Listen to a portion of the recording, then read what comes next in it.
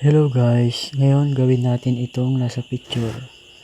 Bale may customer tayo na nagpaparush para sa kanyang baby.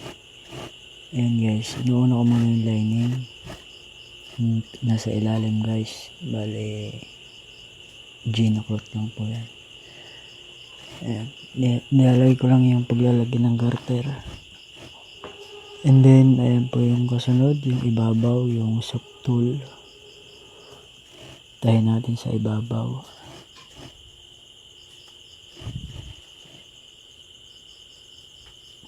After po natin itay sa ibabaw, bali nilagay ko na po yung garter dyan. Sinuot ko na po para, ayan, para magmukha siyang sharing. Tapos nilalagay ko na po yung ano niya, strap para sa shoulder ng bata. Ayan na guys, tapos na. Ayan na.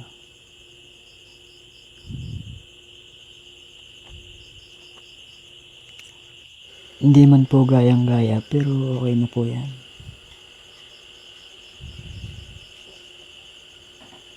Pang 3 years old.